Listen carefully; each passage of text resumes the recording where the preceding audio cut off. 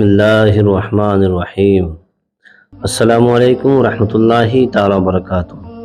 محترم ناظرین اکرام، صرف 7 دن صبح نہار منہ اللہ تعالیٰ کا یہ مبارک نام چلتے پھرتے اور اٹھتے بیٹھتے ہوئے پڑھ لو، پھر 8واں دن انشاءاللہ تعالیٰ غیب سے اتنا رزق اور مال و دولت آئے گا کہ آپ حیران رہ جاؤ گے۔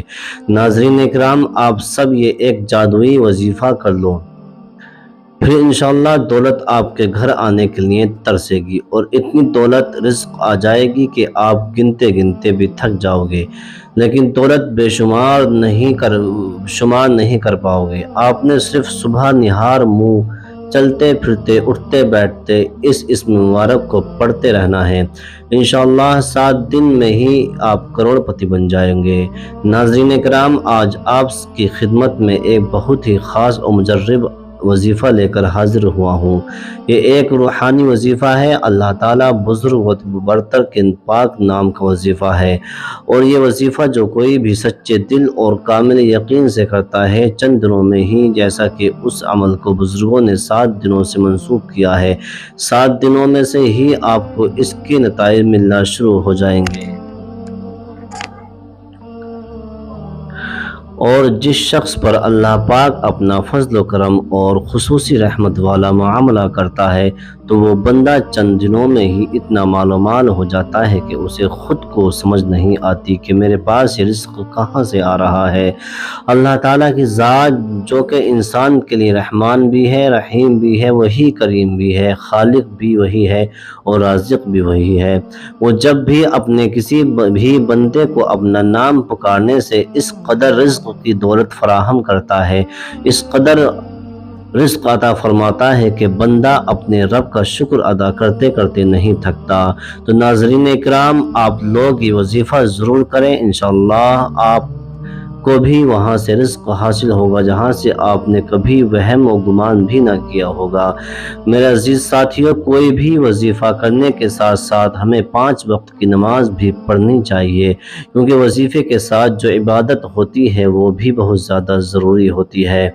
خاص کر عبادت کے بعد جو دعا مانگی جاتی ہے، اس دعا کی الگ ہی بات ہے کہ اللہ تعالی ہمارے گناہوں کے باوجود بھی ہم پر رحم کا معاملہ ہی کرتا ہے، اور جو لوگ اللہ پاک کا شکر ادا کرتے ہیں تو پھر ان کو نہ ختم ہونے والے رزق دولت ملتی ہے، ایسی خوشی جو کہ کبھی ختم نہیں ہوتی۔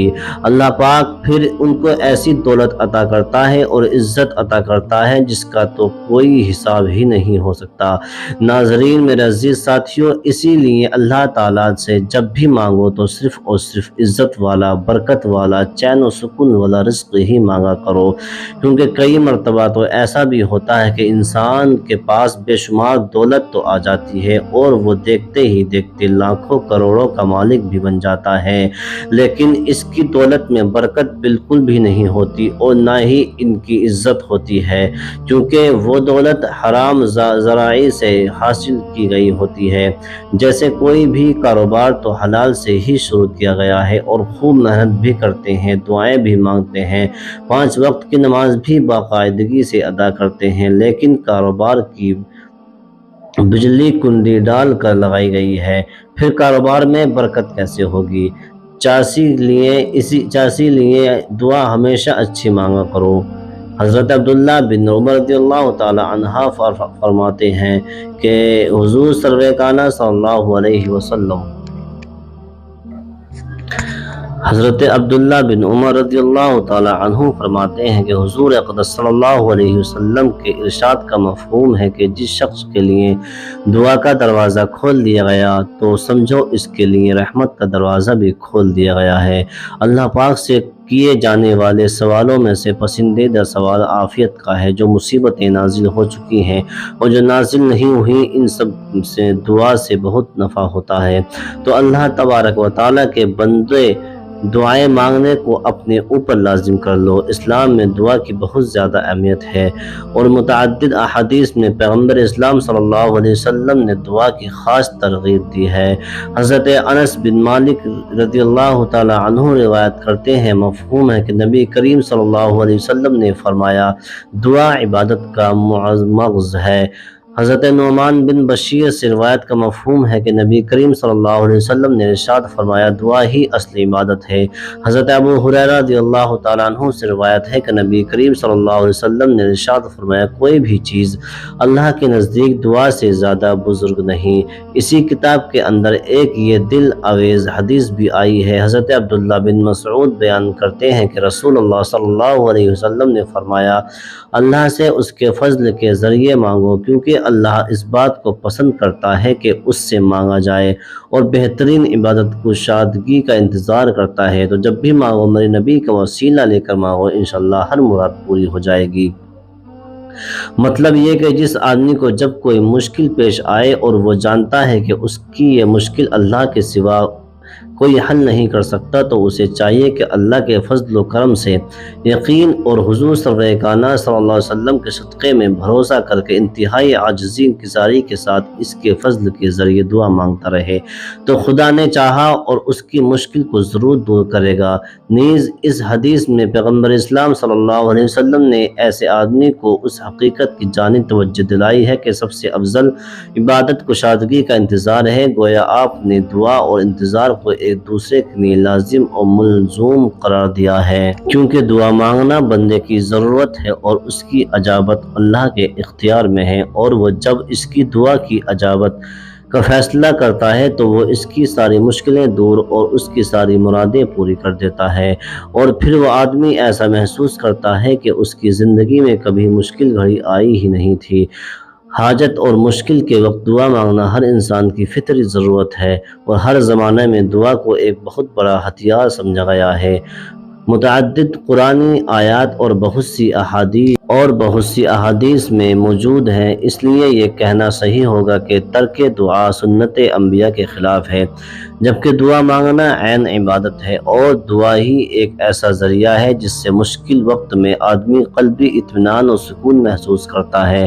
لیکن قبولیت دعا کے لیے ضروری ہے کہ آدمی کا کھانا پینا، اس کا لباس حلال کمائی کا ہو، ورنہ اللہ تعالیٰ کے یہاں ایسی دعا کی مقبولیت کا کوئی سوال ہی پیدا نہیں ہوتا۔ اس سلسلے میں مسلم میں حضرت ابو ہریرہ رضی اللہ تعالیٰ عنہ نے ایک طویل حاجت اور مشکل کے وقت دعا مانگنا ہر انسان کی فطری ضرورت ہے، اور ہر زمانے میں دعا کو ایک بہت بڑا ہتھیار سمجھا گیا ہے۔ متعدد قرآنی آیات اور بہت سی احادیث سے ثابت ہوتا ہے کہ تمام انبیاء کرام علیہ السلام کثرت سے دعا مانگا کرتے تھے، خاص کر پیغمبر اسلام صلی اللہ علیہ وسلم کی 1000 سے زائد دعائیں کتب حدیث میں موجود ہیں۔ اس لیے یہ کہنا صحیح ہوگا کہ ترک دعا سنت انبیاء کے خلاف ہے، جبکہ دعا مانگنا عین عبادت ہے، اور دعا ہی ایک ایسا ذریعہ ہے جس سے مشکل وقت میں آدمی قلبی اطمینان سکون ملتا ہے۔ لیکن قبولیت دعا کے لیے ضروری ہے کہ آدمی کا کھانا پینا اور اس کا لباس حلال کمائی کا ہو، ورنہ اللہ تعالیٰ کے یہاں ایسی دعا قبول نہیں ہوتی۔ حدیث مروی ہے جس کے آخری حصے میں پیغمبر اسلام صلی اللہ علیہ وسلم کے حوالے سے یہ قابل غور ارشاد فرماتے ہیں، آپ نے ایسے شخص کا ذکر فرمایا جو لمبا سفر کرتا ہے، جس کے بال غبار آلودہ ہیں، وہ آسمان کی طرف اپنے ہاتھوں کو اٹھا کر کہتا ہے اے میرے رب، اے میرے رب، حالانکہ اس کا کھانا حرام ہے، اس کا پینا حرام ہے، اس کا لباس حرام ہے، اور اس کی غذا بھی حرام ہے، تو اس صورت میں اس کی دعا کیوں کر قبول ہوگی؟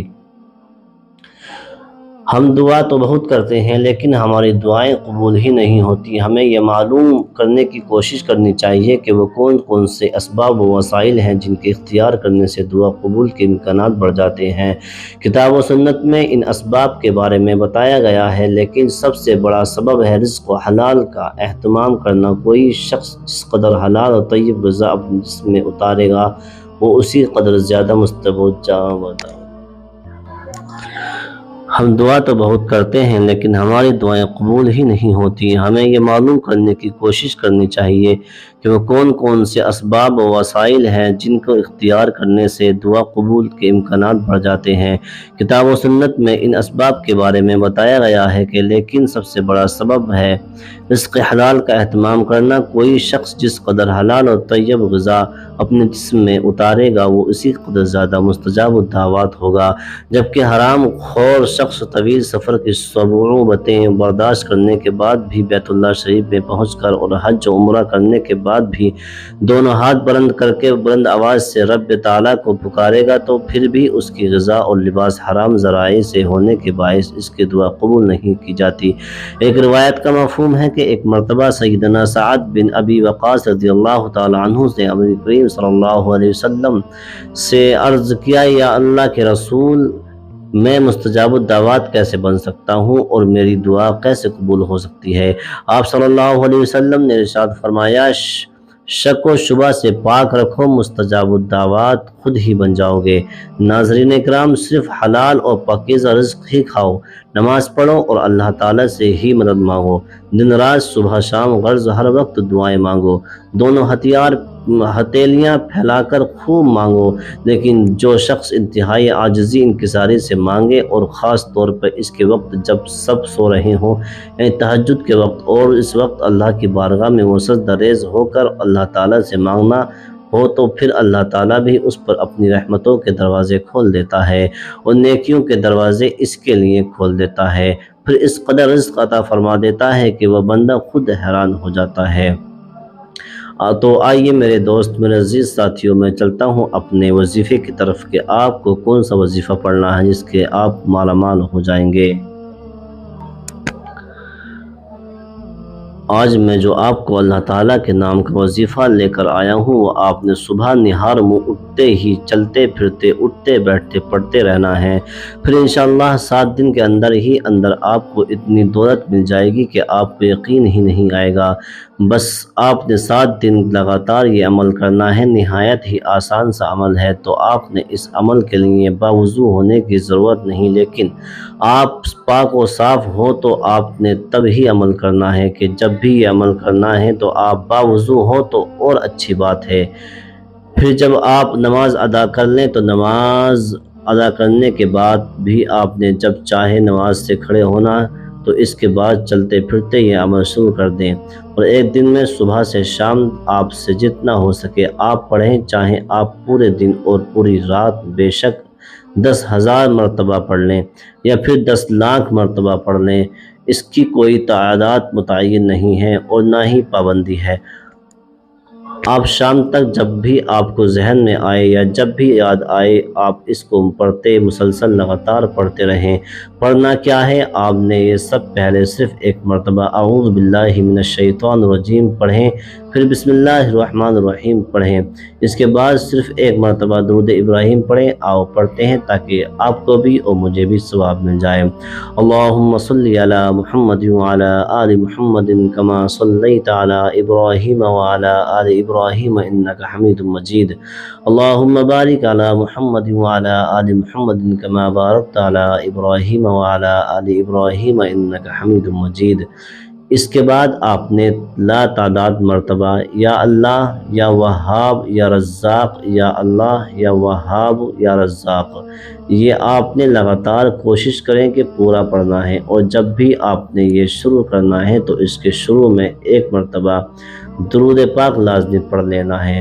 اور جیسے کہ میں نے آپ کو پہلے بھی بتایا تھا کہ اس کی کوئی خاص حد و تعداد بھی مقرر نہیں ہے، آپ نے اتنا ہی پڑھنا ہے، لیکن زیادہ سے زیادہ پڑھنا ہے۔ آپ ایک تسبیح اپنے ہاتھ میں پکڑ لیں اور کوشش کریں کہ زیادہ سے زیادہ اس اسم مبارک کو پڑھتے رہیں۔ پھر آپ دیکھیں گے کہ اس اسم کی ایسی برکت ہوگی کہ اللہ پاک ایسا فضل و کرم فرمائے گا کہ آپ خود حیران ہو جائیں گے۔ لیکن ناظرین، اس وظیفے کو پڑھنے کے دوران آپ نے چند باتوں کی بڑی پابندی کرنی ہے، اور جس نے بھی یہ پابندی کے ساتھ اس عمل کو کر لیا تو وہ اس کے کمالات آنکھوں سے دیکھے گا۔ اگر آپ ان باتوں پر پابندی سے عمل کریں گے تو پھر انشاءاللہ آپ دیکھیں گے کہ آپ کی زندگی میں کس طرح خوشیاں ہی خوشیاں آتی ہیں، کس طرح تنگ دستی ختم ہو جاتی ہے۔ اللہ پاک آپ کو چند دنوں کے اندر ہی اندر غنی فرما دے گا، دولت مند فرما دے گا، اور آپ امیر ترین شخص بن جائیں گے۔ تمام اہل محلہ آپ کی عزت و احترام کریں گے۔ انشاءاللہ یہ وظیفہ آپ کی قسمت کو چمکا دے گا۔ پھر رزق کے ایسے ایسے وسائل پیدا ہوں گے کہ آپ نے سوچا بھی نہیں ہوگا۔ شرط یہ ہے کہ آپ نے نماز کا اہتمام لازمی کرنا ہے۔ اس کے علاوہ بھی نماز کے بہت زیادہ فوائد ہیں۔ تو اس لیے نماز 5 وقت ادا کیا کریں تاکہ آپ کے وظائف میں بھی زیادہ اثر ہو، آپ کی دعائیں بھی جلدی قبول ہوں۔ آخر میں دعا ہے کہ اللہ تعالی ہمارے اس وظیفے کو کی گئی کسی بھی قسم کی کوئی بھی کمی کوتاہی کو اپنے پیارے حبیب حضرت مصطفیٰ صلی اللہ علیہ وسلم کے صدقے میں معاف فرما۔ اللہ پاک ہمیں پکا اور سچا مسلمان بنا، ہمیں 5 وقت کی نماز پڑھنے کی توفیق عطا فرما۔ اللہ رب العزت کی بارگاہ میں دعا ہے کہ ہم پر حضور کی سرور کائنات صلی اللہ علیہ وسلم سے پکی سچی محبت کرنے کی توفیق عطا فرما۔ السلام علیکم ورحمۃ اللہ تعالیٰ وبرکاتہ۔